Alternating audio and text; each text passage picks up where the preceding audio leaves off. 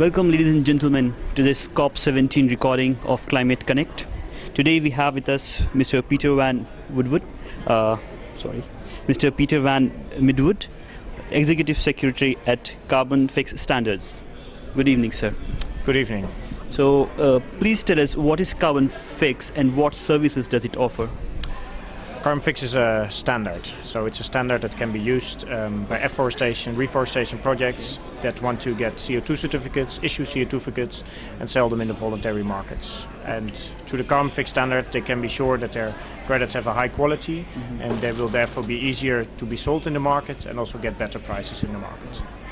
Would you like to name some of these places where these voluntary markets or with the voluntary credits can be sold?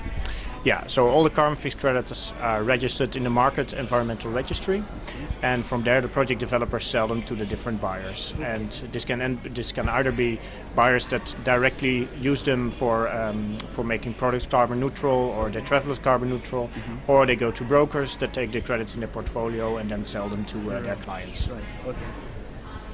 Okay. So there are already a lot of carbon standards out there in the market, in particular given the market that we have been seeing for the past few months now. How does CarbonFix place itself with its competitors? Yeah, well, the big difference is we really focus on a niche market. So CarbonFix is there only for afforestation, reforestation projects.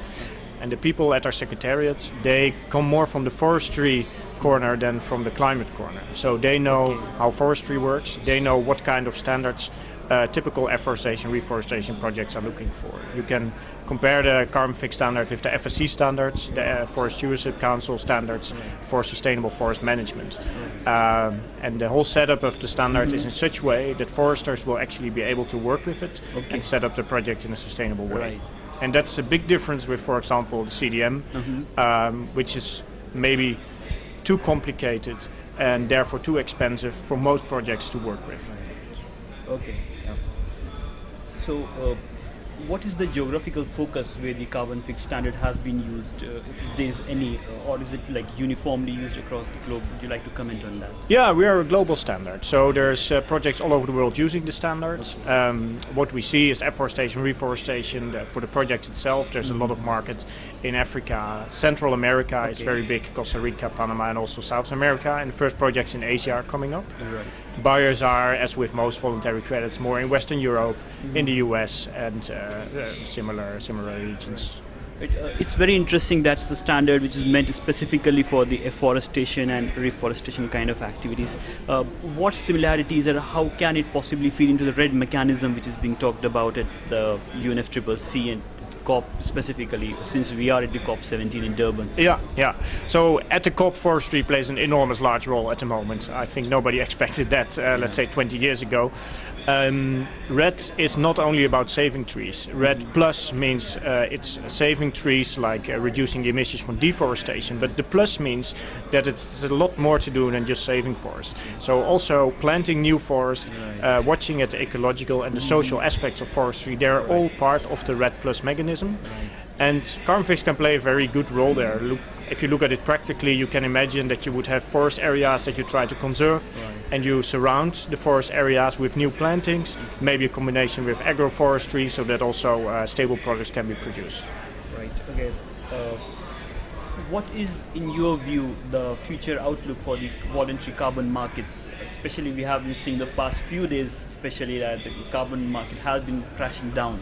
So what's the future outlook for the voluntary carbon markets in your view? Yeah, so the one that crashed down was the compliance market, which is understandable. I mean, nobody has high expectations from the talks here at COP, so there is basically no market at this moment. The voluntary market is totally separated from the compliance market.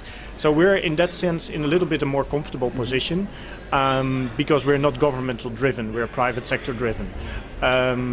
The market, however, is much smaller, and we are, of course, affected also by the global talks. Also in a positive way. There's a lot of buyers from carbon credits that say if the government is not able to reach firm decisions here, we are happy to buy credits from voluntary projects. That makes sense. Right, yeah. Okay. There was one more question which comes to mind when you speak of CarbonFix standards and afforestation, forestry, which has been going on.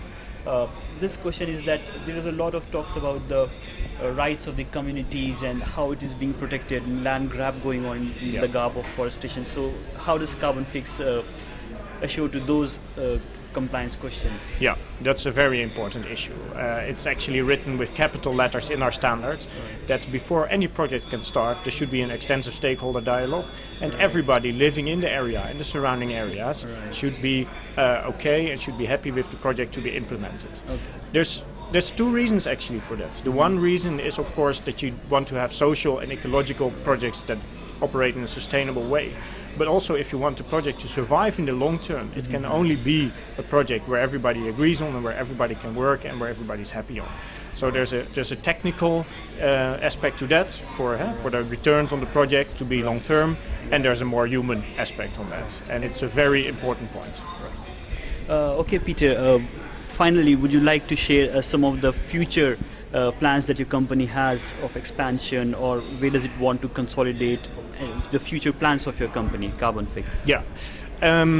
So the NGO, the association CarbonFix, is at the moment focusing on afforestation, reforestation projects. We're actually very happy with that scope. So we will, for example, not go into a red.